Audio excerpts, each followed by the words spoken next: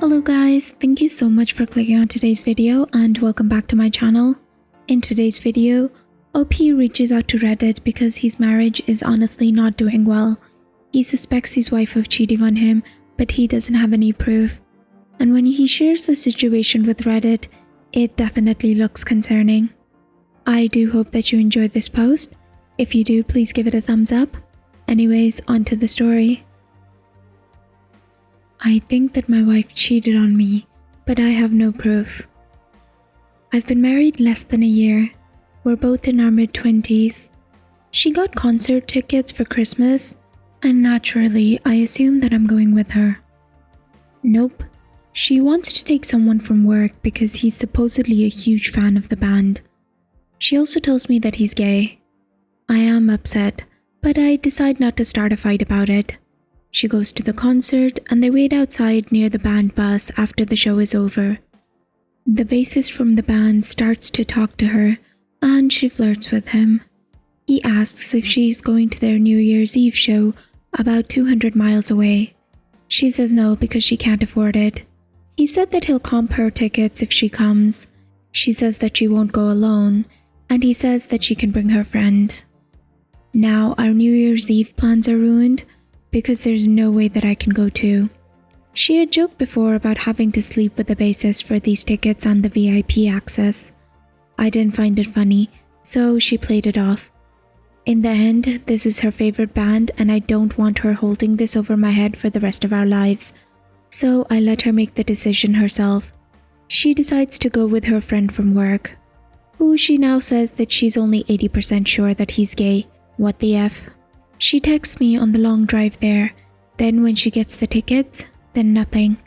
I text her at midnight, she gives me a 3-word response. I don't hear from her again. I call her at around 11:30 the next morning, and she says that she's waiting at the subway station to go back to her hotel. She eventually gets home at around 4:30 p.m. I ask her how it went, and she says that they partied all night. She took some prescription meds and drank a lot. She said that she was pissed that she paid for a hotel when she only slept in it for 2 hours. I asked her how that was possible when she was at the subway at 11:30 a.m. She admitted that she didn't use that hotel room at all and that she must have slept in the band suite. What? She blames her amnesia on the hangover. Fast forward a day or so. She gets out of the shower and I notice that she's shaved her nether regions. I ask her when she did it and she says Friday. Here's the thing though, my wife never shaves her nethers. When she does, it's a present for me. She left for work and I found a package of a Summer's Eve's feminine wipes in her overnight bag. Here's the other thing. I've always secretly thought that she had an odor problem, but she's certainly never done anything about it for me. This was a brand new pack. Why did she have them? So what do you think? Is she cheating with the bassist or the guy from work? Should I confront her about it? OP then made some edits to the original post. The first one says, "Sorry, this is such a horrible read. I'm literally shaking as I write this since I don't know what to do." And then they add, "This is an effed up situation for sure, but I should mention that there's a reason that we got married. She and I share an affinity for so many things, from music to gaming to trees to other nerdy stuff. Some people might consider us a couple that spends too much time together. The bedroom life has cooled off a bit, but neither of us has been left wanting. Not sure if any of this changes things." And then OP said, "I think that I should clarify that she got the concert tickets as a Christmas gift, but that the concert was not on Christmas. The first concert was on December 30th and the second was December 31st. OP also said that they're trying to avoid keywords that might lead her to this thread, so they won't name the band.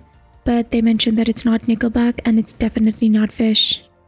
Lastly, OP said, "She'll be home soon. Wish me luck." I sat her down last night for a talk. I asked her to walk me through the night so that I could better understand the details.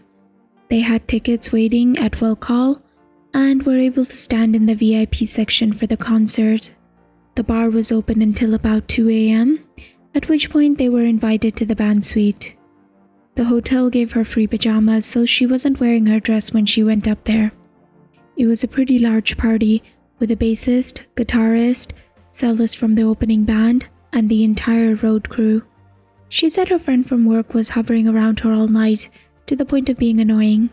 She said that she fell asleep on the floor of the living room, as did a dozen other people. Her co-worker woke her up at around 11 a.m. and they went to the subway. I asked her why she shaved, and she said that she doesn't know. What if I ended up going swimming, she said. Did you bring a bathing suit, I asked. No, she said. Not to mention the fact that my wife can't swim. She'll drown in 6 feet of water with nothing to hold on to. We enjoy hot tubs, though I still wouldn't have been comfortable with her in a hot tub full of strangers. I asked her about the summer's Eve cleansing cloths. She admitted that they were for feminine odor, but said that she bought them during our last Walmart shopping trip, which was the day after Christmas. If that's true, she couldn't have known she was sleeping out without me on New Year's Eve. She said that she didn't even open them. When I checked the package again, I was positive it was unopened. I asked her to look me in the eye and swear that there was no kissing, cuddling, or sexual contact of any kind. She did so, repeating those exact words. I also told her how hurt I was about the whole situation. I told her that if she has tickets to something and I want to go, she is obligated to take me no matter what. If she isn't ready to make the call, then she wasn't ready for marriage. She was very resistant and used a lot of hyperbole in the conversation. For example, you always this, and I never that. The most hurtful thing she said to me was that if I was able to go on New Year's Eve, she thinks that she wouldn't have had as much fun. I told her that that's a fundamental blow to our relationship and that it should call our marriage into question. She said that I was being ridiculous. So I'm pretty much right back where I started. Still not sure if she cheated. It's possible that she lied. I have no way of knowing. She is acting pretty much normal at home, as if nothing happened. I still don't know what to do. I'm going to leave this up for another day or so, then take it down so that she doesn't see it. Suggestions, other than dump that lying cheating woman, would be appreciated. The general summary of the comments was that she was definitely cheating, and even if she wasn't cheating, something big was wrong and the relationship was on the rocks.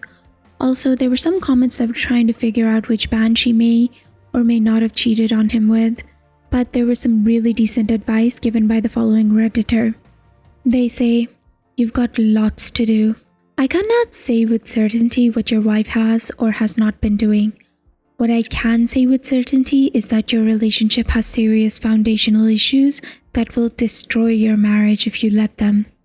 There is no trust in your relationship, as it's clear you suspect your wife, and she's behaving in a somewhat untrustworthy fashion, even if she isn't doing anything unfaithful. Your wife is demonstrating a lack of appreciation for the commitment that she shares with you, and is not being sensitive to how her treatment of the commitment affects you. Your relationship is in dire danger. It is time to take drastic measures. Do the following. Do have a conversation with her that another user suggested. Do not engage in any intimate contact with your wife until you and she get an STD test. You both need one now, and one 6 months from now. Seriously, this may be the most important thing on the list. Your life and health are worth it. You are at serious risk. Get checked now, because early intervention can make a critical difference in your health and reproductive capacity. 6 months from now, because some of these bugs have a latency period. Demand, possibly via a certified letter or emails, so that there's a record that you did so and what your wife's response was, that you both attend counseling. In all probability, one of the reasons that you two are in this boat is because you're not effective communicators. This means that you're not going to be able to fix this on your own. You'll need someone to coach you in bridging that gap. Run. Don't walk to the best divorce lawyer in town. Put him or her on a retainer. Listen to what he or she advises you to do in terms of protecting your assets and putting yourself in the best legal position. And do it. This isn't about setting up for a divorce or even starting a divorce. It's a prudent defensive tactic. Trust but verify. Have faith but safeguard. Ask the lawyer if he or she has any private investigators that he or she trusts and recommends, and if so, hire a PI. You're looking for every legal means to protect your assets and make yourself look squeaky clean in the event of a protracted legal battle. You may also want to accumulate additional evidence regarding your wife's behavior, but that's a secondary goal. Right now, she's likely minding her P's and Q's anyway. Sanitize. Clean your Facebook and anything else that's going to make you look scummy. Consider closing online accounts and profiles. And hit the gym. This gets joked about a lot, but seriously, find a hobby, preferably something that will make you get some of your aggressive energy out. Something healthy, nothing violent or dangerous. The gym is perfect. It really lets you work out some aggression while getting some health benefits on the side. Whatever you do, you need to find some outlet that will help you work through this and maybe find some new friends. And lastly, don't be an idiot. Don't yell and scream at your wife. There's no point to it. It's too late for yelling and screaming now. Don't pack up and move all of your stuff out, or pack up and move all of her stuff out. You'll be tempted to do all sorts of grand, dramatic gestures that will accomplish nothing but making you look infantile if they come up in court later. Instead, just play it cool, collect your evidence, and put yourself in the best position to save your relationship, which is the best case scenario, or your own behind, which is a worst case scenario.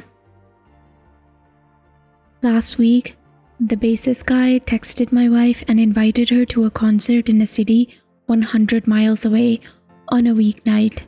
She wanted to go by herself, and I bought up the events of New Year's Eve. She stopped talking to me and gave me the silent treatment for 3 days. I went on a business trip over the weekend and kept in touch with her every day. When I got back, we spent Valentine's Day together. Yesterday, I was on Reddit and saw that I had a notification.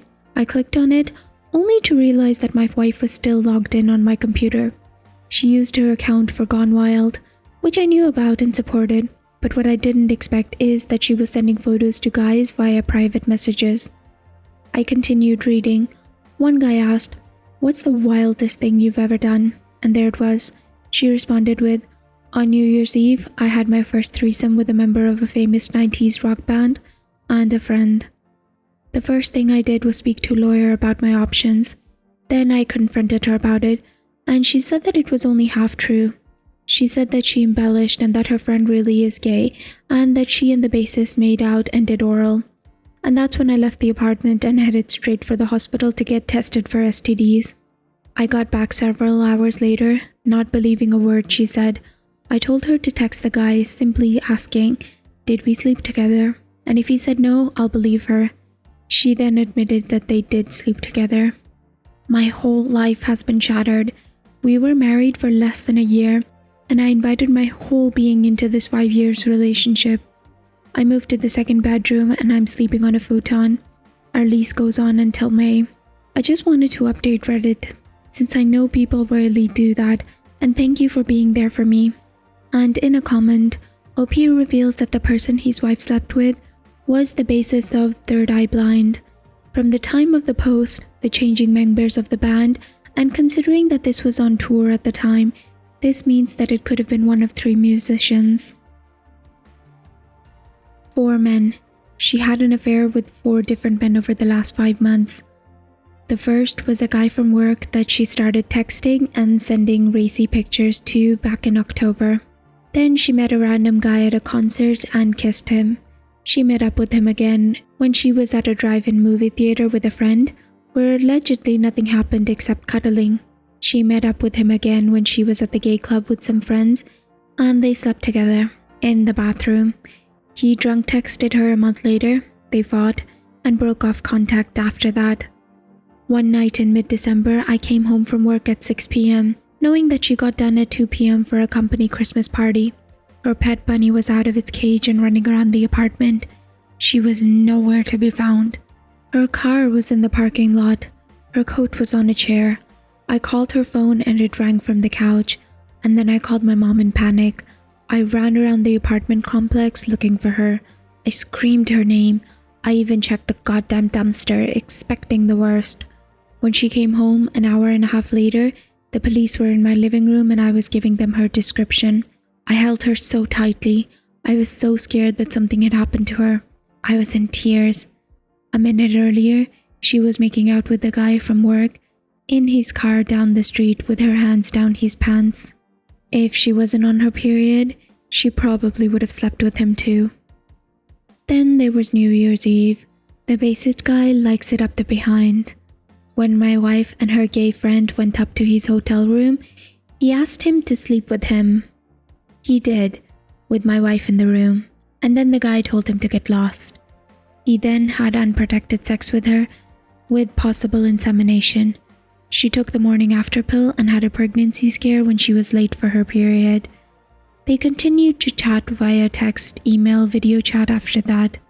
She also had an emotional affair with a guy she met on Reddit. They flirted via text and email, and made plans to meet in person and sleep together while I was on a business trip last weekend.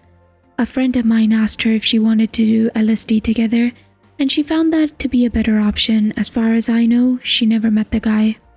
She continued to flirt and chat with 3 of the 4 men up until last Wednesday when I found out. I only found out about the other 2 yesterday after I invaded her privacy and found tons of email and chats with and about these men. I forwarded those emails to myself. I even have the t-shirt that my wife slept in that belonged to the bassist. She actually brought it into our home. I could never hurt or unalive myself, but believe me when I say that I wish I was dead. I wouldn't wish this pain on anyone I hate. I'm weak, I'm exhausted, I can't sleep or eat, I miss her so bad, but I'm repulsed by her at the same time. I told her not to even be in the same room with me until she gets tested for STDs. I told her to email her entire family and tell them everything she did. She has a very tight family and this will likely shame her for life. I told her that she needs to cut all ties with everyone, burn every bridge, including the 2 friends that enabled her, if she ever wants to speak to me again. And even then, it's very likely that there's nothing to save. I feel so alone. I have friends that I've been relying on, but I can't tell if they're being supportive because they want to be and they like to have me around, or if they're simply not a-holes. My confidence and self-esteem is shot.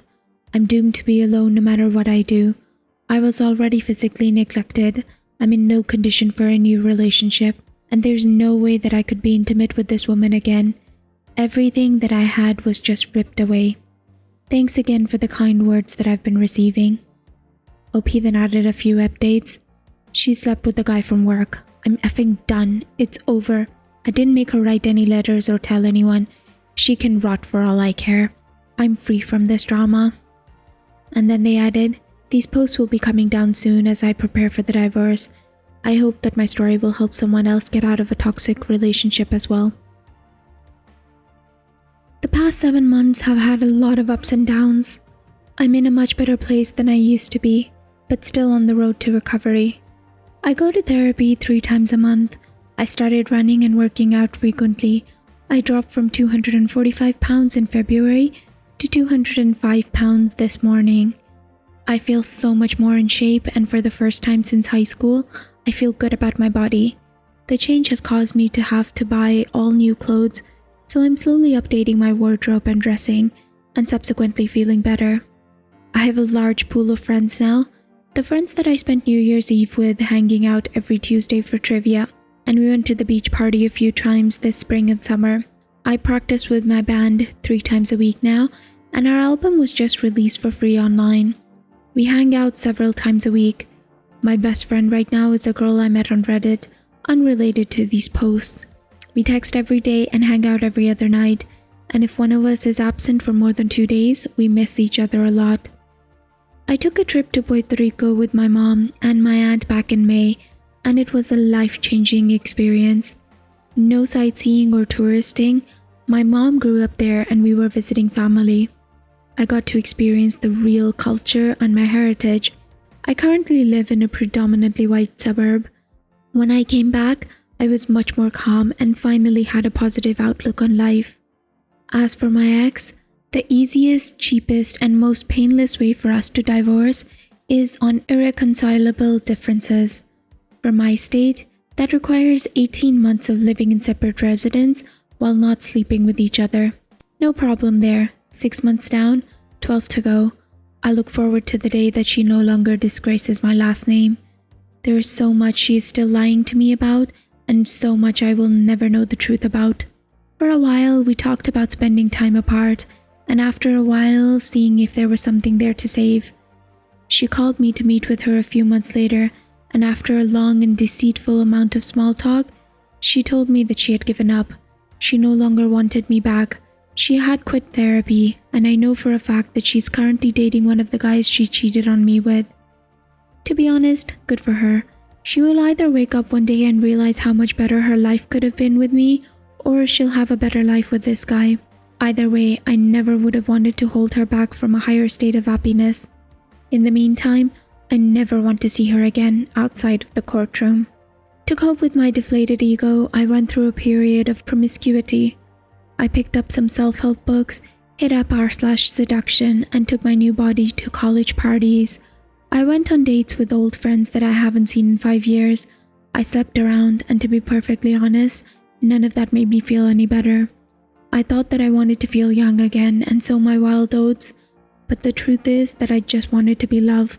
So I'm actually dating someone right now. We connect deeply on a mental and physical level, and being with her makes me feel like I can love again. She lives an hour away, which I find to be a good thing because it keeps this from turning into a codependent relationship. I retain my independence while still having someone who cares for me and goes out with me a few times a week. Will it last? Don't know, don't care. Living in the moment has been one of my coping mechanisms this year. So long as I live responsibly when I'm with her, I'm happy, and that's all that I care about. So this is getting long, but I wanted to thank all of the supportive commenters on Reddit. Many of you offered good advice that I took to heart, and some of you even reached out to me on Facebook. I may have been slightly jaded at the time, but the show of compassion and empathy from strangers has been truly heartwarming. I like the new me, and I hope to be better for the experience. So guys, what did you think about this? Honestly, the wife is so effing scummy. I don't even want to wish the best on her. I really hope that she struggles in life because she is a horrible, horrible individual. I am glad that Opie was able to find himself, despite some questionable coping mechanisms that they had. Anyways guys, I do hope that you enjoyed this story. If you do, please give it a thumbs up, and please subscribe if you'd like to hear more stories from Reddit with updates.